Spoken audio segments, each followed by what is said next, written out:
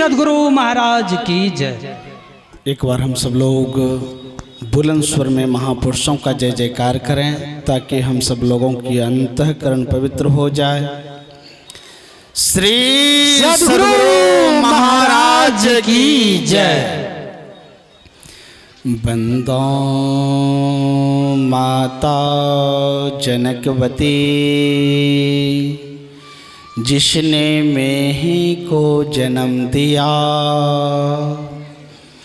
माता जनकवती की गोद में ऐसा खेला लाल, जिनकी अमृत बानी सुनकर दुनिया भई निहाल। मेरा मुझ में कुछ नहीं, जो कुछ है गुरु तोर, तेरा तुझको सौंपते क्या लागत है मोर। सर्वप्रथम मैं सर्वत्र विराजमान 20वीं सदी के महान संत, जिनका कहना था, जिनका वाक्य था, जाहि स्वर चले ताहि पग आगे दी जाए, एक टक्कर कालों से ली जाए। कालों से टकराने वाले संत अपने भक्तों को हर संकटों से बचाने वाले संत सद्गुरु को मैं बारंबार नमन करता हूँ। उन्हीं के हृदय अवतार संत सम्राट महर्षि शाही स्वामी जी महाराज को मैं बारंबार तत्मस्तक करता हूँ। संत मत के महान विभूति, ऐसे महान विभूति जो हम आपके बीच में सरल स्वभाव के, नम्र हृदय के और गरीबों, ऊंच नीच के भेदभाव को हटाकर सबों के दिल में भक्ति की ज्योत जगाने की काम करते हैं। संतों के विशाल हृदय पूज्यपाद स्वामी दिनेशानंद जी महाराज के श्री चरणों में नमन। पूज्यपाद स्वामी पटेल जी महाराज के श्री चरणों में नमन। पूज्य पंचानंद बाबा, रविंद्र बाबा, सिंधु आनंद बाबा, करुणानंद बाबा, यहाँ के विद्वत समाज, विद्वान मेंस संचालक आदरणीय अनिरुद्ध बाबू, रणधीर बाबू, विद्वत समाज, सत्संग प्रेमी सदात्माओं, माताओं एवं भक्तिमयी धर्मशीला बहनों, सबों के अंतःकरण में बैठे परमात्मा का परम अंश मैं उस जीवात्माओं को बारंबार नमन करता हूँ। अभी का जो जटिल विषय है, अभी का जो गहन विषय है, वह अभी हम सब लोग भक्ति के संदर्भ में सुन रहे थे। जीवन का सार है भक्ति, जीवन का आधार है भक्ति। इसीलिए हमारे परमाराध्य संत सद्गुरु महाराज कहते हैं, अपनी भगतिया सतगुरु साहब मोहि कृपा करी देहु हो। अगर हमें जीवन में कुछ मांगने का घड़ी आ जाए, मांगने का समय मिले, मांगने का मौका मिले, तो सद्गुरु कहते हैं अपने सद्गुरु से भक्ति का मांग कीजिए, भक्ति दान हमें दीजिए, देवन के देवा हो। अगर मांगने का समय आए तो हमें भक्ति मांगना चाहिए। भक्ति का वैसे अनेक तरह का सूत्र है, लेकिन सात्विक अर्थ भक्ति का सेवा होता है। उस कर्म को कहता है, जिस कर्म से सब को सुख लगे, उस कर्म को कहता है सेवा। हम सब लोग जानते हैं, महाभारत के संग्राम चल रहा था। 10वें दिन भीष्म पितामह के शरीर में इतने बाण शिखंडी के आर लेकर अर्जुन के द्वारा मारा गया, इतने बाण मारा गया, 2 अंगुल से अधिक स्थान खाली नहीं था। और बाणों की सैया पर उनका शरीर टांगे चला जाता है, गिर जाता है। वह धर्म युद्ध हो रहा था। जैसे भीष्म पितामह के शरीर बाणों की सैया पर गिर जाता है तो युद्ध वहीं पर विराम हो जाता है, स्थगित हो जाता है, युद्ध रुक जाता है। और दोनों दल के, दोनों पक्ष के सैनिक भीष्म पितामह को घेर कर आमने सामने खड़े हो गए। भीष्म पितामह दुर्योधन के तरफ से युद्ध कर रहे थे। दुर्योधन की ओर देखते हुए कहा, पुत्र दुर्योधन, मेरा सर लटक रहा है, मुझे तकिया की आवश्यकता है, तकिया दो। दुर्योधन ने अपने मंत्री सिपाही को राजमहल भेजकर मखमल की तकिया मंगवाया। जब वह तकिया देने लगा तो भीष्म पितामह को बहुत दुख हुआ। इसके बाद अर्जुन से कहते हैं, पुत्र अर्जुन, मेरा सर लटक रहा है, मुझे तकिया दो। अर्जुन ने अपने तुनीर से 3 बाण को निकाला और गांडी पर चढ़ाकर अनुसंधान किया। ललाट को छेदते हुए वह बाण जमीन से अटक गया, सर सीधा हो गया। भीष्म पितामह कहते हैं, चब्बस बेटा, जैसा बिछावन वैसा तूने तकिया देकर मेरा सूरत का सम्मान किया है। अगर ऐसा नहीं करता मैं तुम पर खुश नहीं होता।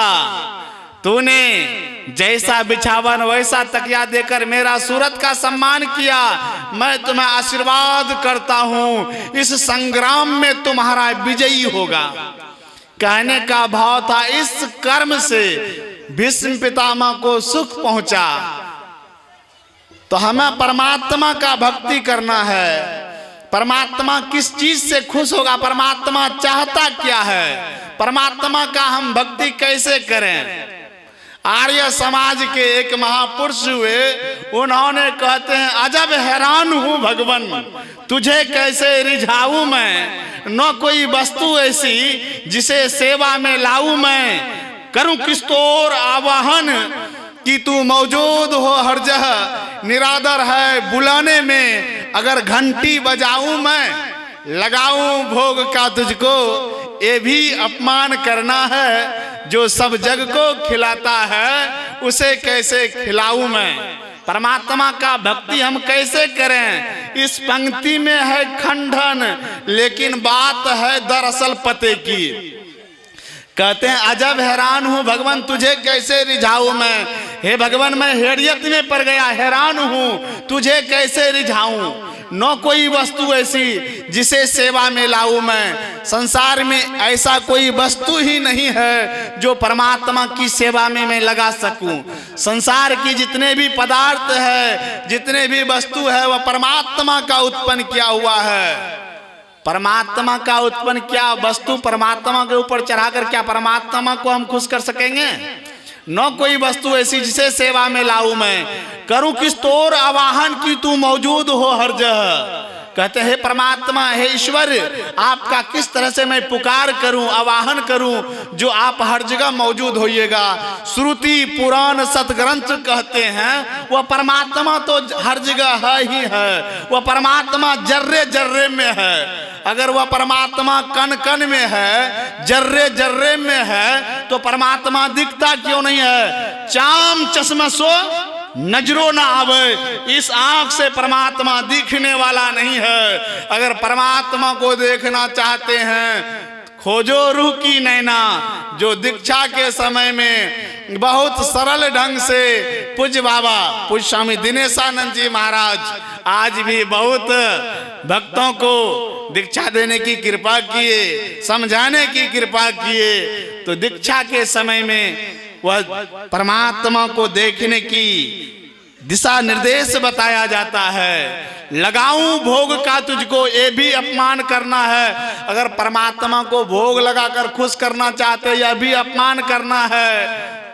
तब परमात्मा खुश कैसे होगा। परमात्मा चाहता क्या है, परमात्मा का भक्ति हम कैसे करें। यहाँ पर जितने व्यक्ति बैठे हैं, हमें लगता है सभी पारिवारिक हैं। पारिवारिक लोगों से मैं आग्रह करना चाहता हूँ, पूछना चाहता हूँ, संसार का सारी संपदा आपको मिल जाए, धन दौलत महल अटारी सोने चांदी की अंबार, चलने के लिए मोटर कार, सब चीज मिल जाए, एक ऐसा कौन सा चीज है जो नहीं रहने के बाद वह सब चीज फीका लगेगा?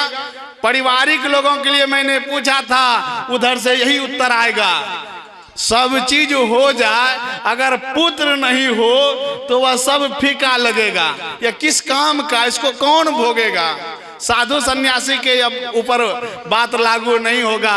पारिवारिक लोगों के लिए जिस तरह से सर्वोपरि सुख, संतान सुख सर्वोपरि सुख है, उसी तरह से परमात्मा को अगर खुश करना चाहते हैं, परमात्मा जिस दिन आत्म निवेदनम कर देंगे, आत्म समर्पण कर देंगे, उस दिन परमात्मा का भक्ति हो जाएगा, परमात्मा खुश हो जाएगा। परमात्मा हम आपको चाहता है, लेकिन आत्म निवेदनम हम कैसे करेंगे? कहते तो हैं तन भी तेरा मन भी तेरा, तेरा सब चीज है, लेकिन कब्जा रहे मेरा। कहते हैं सब चीज तेरा है, कब्जा रहे मेरा। निछावर भावना से दादू दयाल जी महाराज अपने गुरु से कहा, गुरुदेव तन भी तेरा मन भी तेरा, तेरा पिंड प्राण। कहा रे दादुआ तू सब चीज मुझे दे दिया, तू अपने लिए भी तो कुछ रख लेता, अब तू क्या करोगे? कहा गुरुदेव कृपा करके यह बात बताइए, सब चीज मैंने आपको दे दिया, आप किन के हो गए? आप तो मेरे हो गए। जब आप मेरे हो गए तो आपका संपदा संपत्ति वह किन का रहा? वह तो मेरा हो गया। नहीं, अगर ऐसा इस तरह से भक्ति करेंगे तो कहते हैं जानत तुम ही हो जाई। वह परमात्मा को जानने वाले भक्त नहीं रह जाता है, वह परमात्मा ही हो जाता है। लेकिन यह भक्ति हमें बहुत मुस्तैदी पूर्वक निछावर भावना से करना चाहिए। ऐसा नहीं कि आज नहीं तो कल भजूंगे, कल नहीं तो परसों, जीवन है बरसों, इस भावना से नहीं। ऐसा बहुत आदमी के मन में होता है, जब प्यास लगती है पनघट की याद आती है, जब लाज लगती है घूंघट की याद आती है। कैसी गमगीन कहानी है इस जिंदगी की, जब उम्र ढल जाती है मरघट की याद आती है। उम्र ढलने से पहले अपना काम बनाना चाहते हैं तो ऐसे संत हम लोगों के बीच साधारण पुण्य का पूंजी उदय नहीं हुआ है, जो ऐसे सदगुरु का सानिध्य और ऐसे सरल स्वभाव के साधु संत हम लोगों के बीच है। सतयुक्ति को सीख कर हमें प्रचंड साधना करना होगा। मैं आगे नहीं बढ़ना चाहता हूँ। बोलिए प्रेम से श्री सदगुरु महाराज की जय।